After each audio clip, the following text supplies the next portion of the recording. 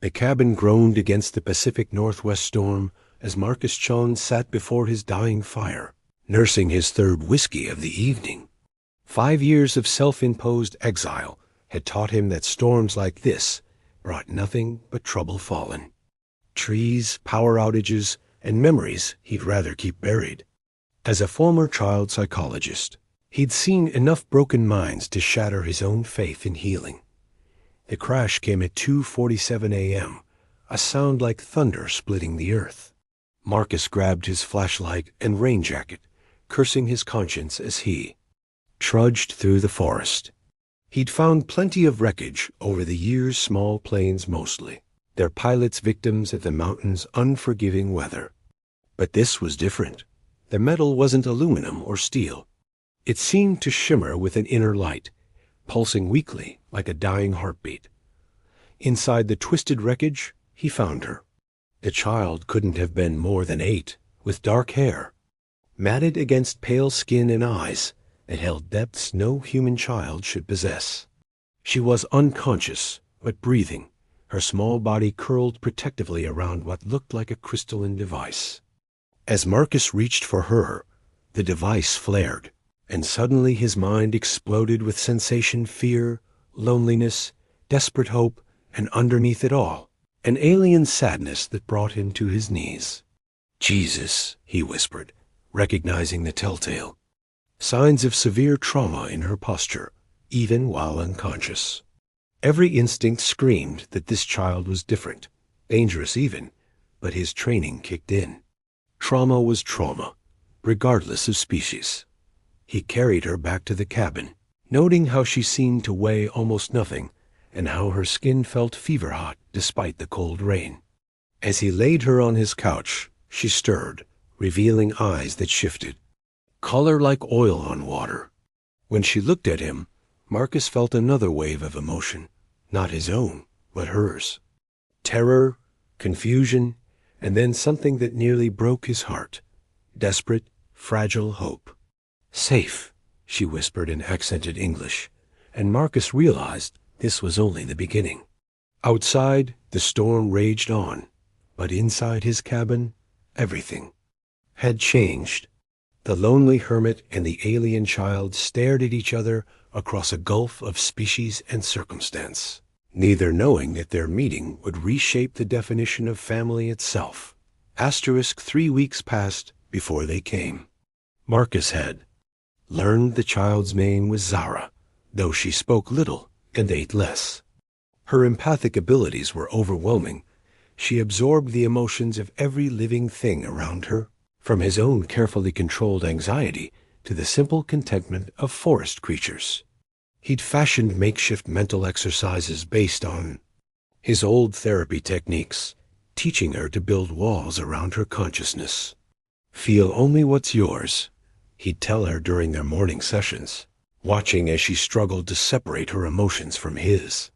She was brilliant, adapting faster than any human child he'd worked with, but the weight of constant emotional input was crushing her small frame.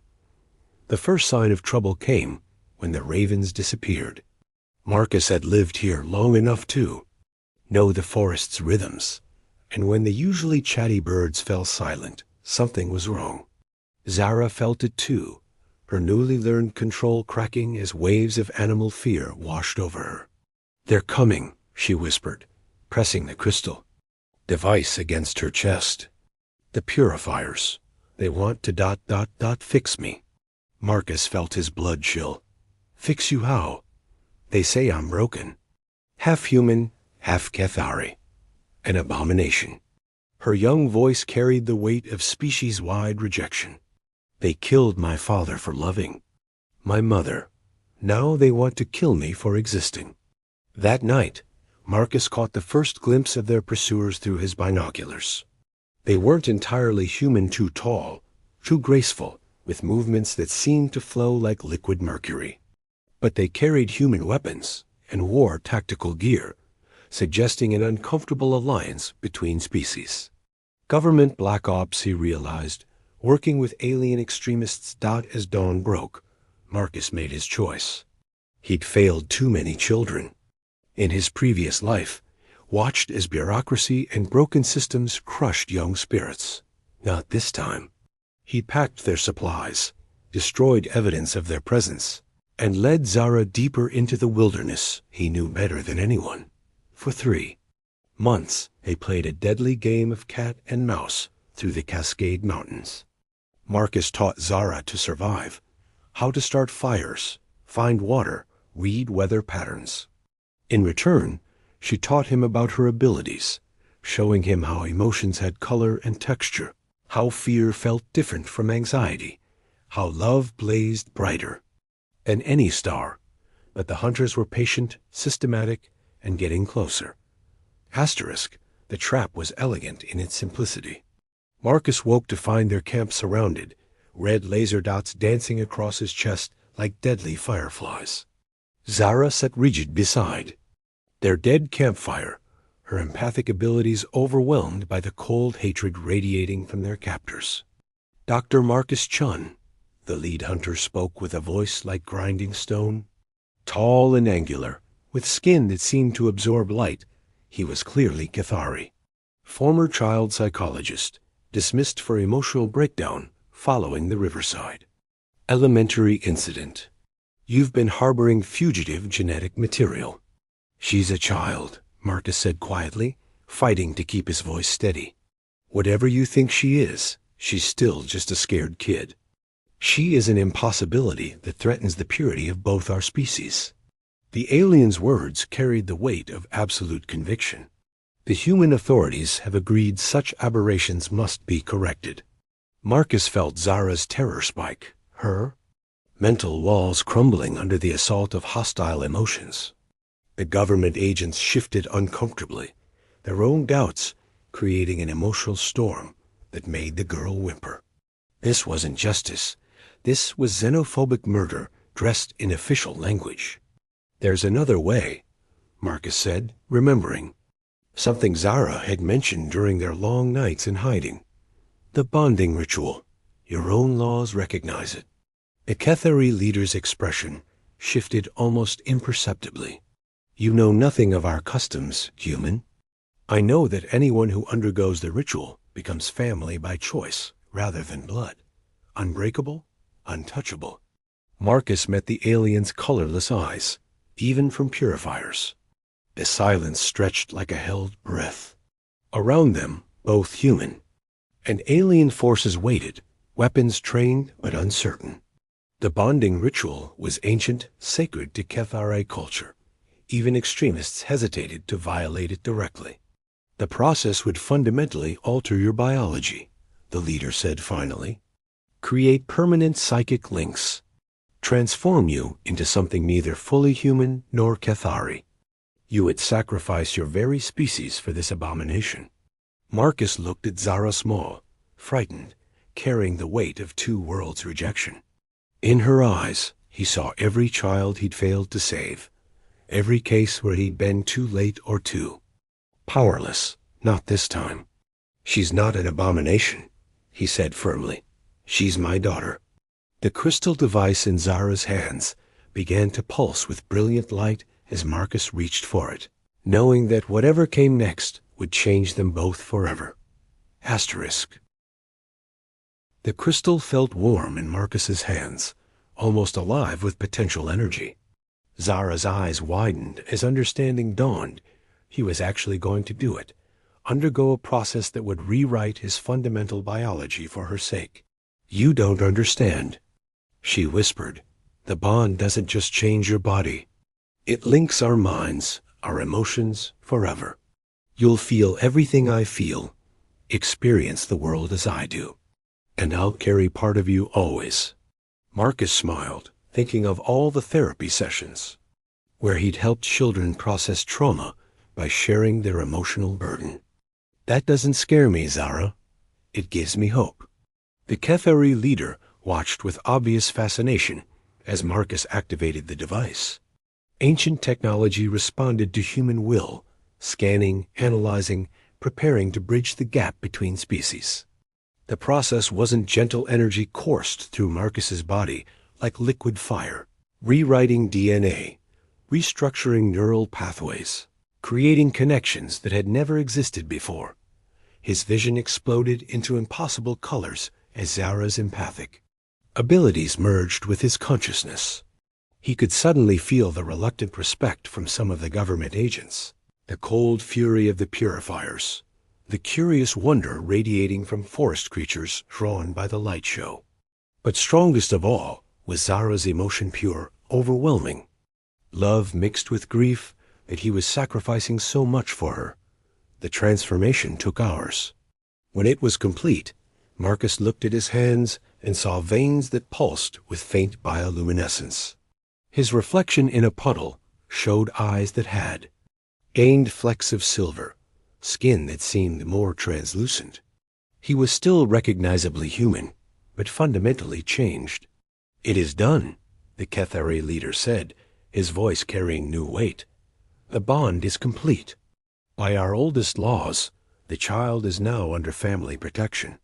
The government agents looked uncertain, caught between orders and unexpected respect for what they'd witnessed. One of them, a middle-aged woman with kind eyes, stepped forward. "Dr. Chun will need to debrief you both, but what you just did changes the legal situation considerably." As the various forces withdrew, Marcus and Zara sat together in the dawnlight, feeling their new connection settle into place. She was still herself, but he could sense her thoughts like distant music. He remained fundamentally human, but with new awareness of the emotional currents that flowed through all living things. "My mother will come soon," Zara said quietly. "She's been searching for me since the crash. When she learns what you've done, ... double quotes, she paused, struggling with concepts beyond her years. In Kethari culture, you've just become the most important person in our family structure." Kithara arrived like a force of nature, her diplomatic ship casting shadows across the forest clearing. Marcus felt her approach through Zara's enhanced senses, a brilliant star of emotion, burning with love, guilt, and desperate hope. She was beautiful in an otherworldly way, tall and elegant with skin that seemed to contain starlight. But her eyes held the same depths Marcus recognized in her daughter. The reunion was everything Marcus expected: tears, desperate embraces, rapid communication in the liquid syllables of Kethari language. But what surprised him was how Kithara's attention kept returning to him, studying the changes the bonding had wrought with growing amazement. "You gave up your species for my daughter," she said finally, her accented English carrying notes of wonder. "Do you understand what you've done?" Marcus felt Zara's consciousness touch his mind, sharing her mother's memories, the love affair with the human scientist, the prejudice they'd faced, the violence that had torn their family apart. Through their bond, he experienced Kithara's years of desperate searching, diplomatic negotiations to find her hidden child, the weight of being caught between two worlds that each rejected part of her identity. "I understand I couldn't watch another child suffer for adults' failures," Marcus replied.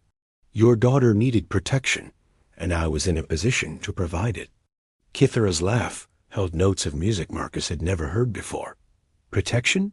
You've done far more than that?" She gestured to where Zara sat contentedly, her empathic abilities finally under control, no longer overwhelmed by constant emotional input. "The bond doesn't just create family, it creates balance." She's been struggling with her dual nature since birth, never fully belonging to either world. Now she has an anchor. Over the following days, as official negotiations proceeded around them, Marcus learned about Kethari family structures. The bond he'd undergone was rarer than marriage, more permanent than adoption.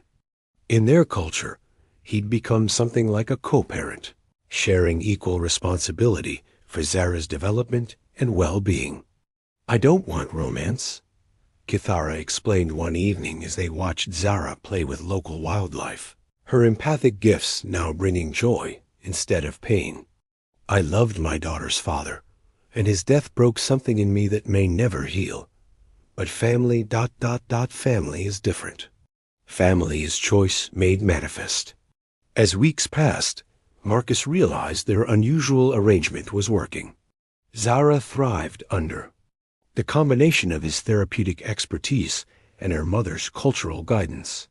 Through their bond, he helped her process emotions, while Kithara taught her about their shared heritage. They formed a unit unlike anything either species had seen before, proof that family could transcend biology, politics, and prejudice. The galaxy hadn't forgotten Marcus's sacrifice, but what it remembered wasn't loss, it was love made tangible. Family chosen rather than inherited, and the revolutionary idea that protecting a child could transform not just individuals, but entire civilization's understanding of what it meant to belong. In saving Zara, Marcus had found his own redemption. In accepting him, Kithara had created a new model for interspecies cooperation. And in their unusual family, the universe glimpsed a future where love mattered more than genetics, where sacrifice created connection instead of separation, and where one person's choice to protect a frightened child could ripple outward to change everything. Asterisk.